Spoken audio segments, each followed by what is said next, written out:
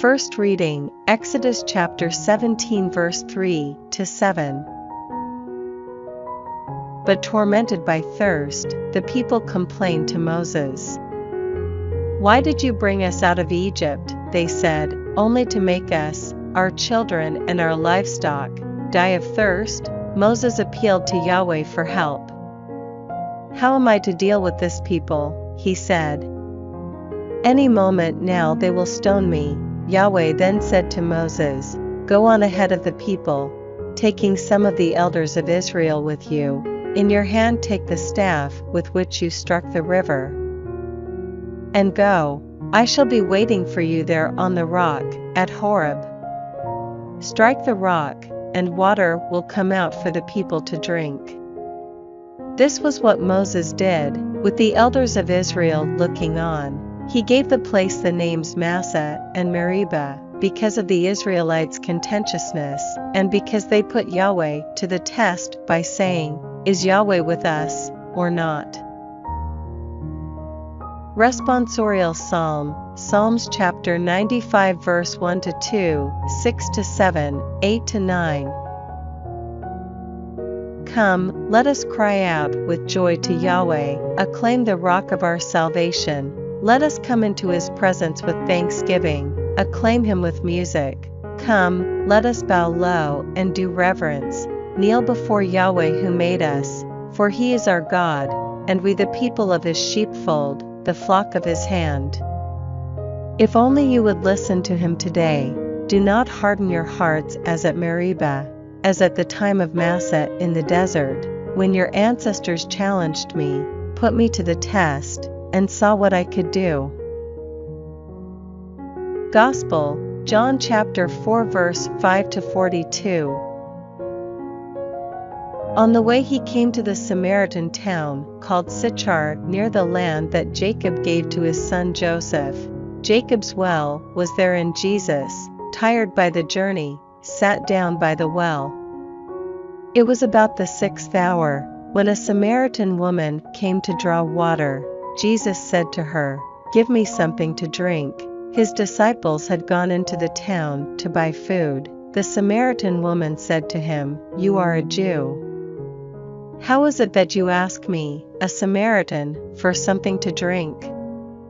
Jews, of course, do not associate with Samaritans. Jesus replied to her, "If you only knew what God is offering and who it is that is saying to you, 'Give me something to drink,' you would have been the one to ask, and he would have given you living water." "You have no bucket, sir," she answered, "and the well is deep. How do you get this living water? Are you a greater man than our father Jacob, who gave us this well and drank from it himself with his sons and his cattle?" Jesus replied, "Whoever drinks this water will be thirsty again. But no one who drinks the water that I shall give will ever be thirsty again. The water that I shall give will become a spring of water within, welling up for eternal life." "Sir," said the woman, "give me some of that water, so that I may never be thirsty or come here again to draw water." "Go and call your husband," said Jesus to her, "and come back here." The woman answered, "I have no husband." Jesus said to her, "You are right to say, 'I have no husband,' for although you have had 5, the one you now have is not your husband. You spoke the truth there." "I see you are a prophet, sir," said the woman. "Our fathers worshipped on this mountain, though you say that Jerusalem is the place where one ought to worship."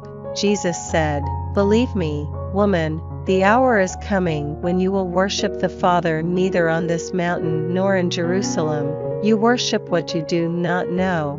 We worship what we do know, for salvation comes from the Jews. But the hour is coming, indeed is already here, when true worshippers will worship the Father in spirit and truth.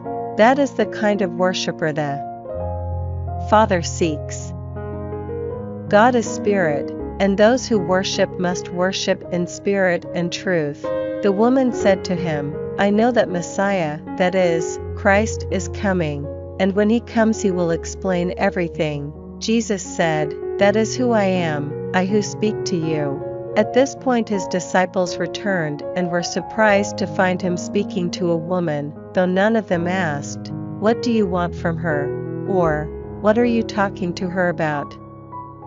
The woman put down her water jar and hurried back to the town to tell the people, "Come and see a man who has told me everything I have done. Could this be the Christ?" This brought people out of the town and they made their way towards him. Meanwhile, the disciples were urging him, "Rabbi, do have something to eat." But he said, "I have food to eat that you do not know about." So the disciples said to one another, "Has someone brought him food?" But Jesus said, "My food is to do the will of the one who sent me, and to complete his work. Do you not have a saying, 4 months and then the harvest? Well, I tell you, look around you, look at the fields, already they are white, ready for harvest, already the reaper is being paid his wages, already he is bringing in the grain for eternal life, so that sower and reaper can rejoice together. For here the proverb holds true, one sows, another reaps. I sent you to reap a harvest you have not labored for. Others have labored for it, and you have come into the rewards of their labor." Many Samaritans of that town believed in him on the strength of the woman's words of testimony. "He told me everything I have done." So, when the Samaritans came up to him, they begged him to stay with them. He stayed for 2 days, and many more came to believe on the strength of the words he spoke to them.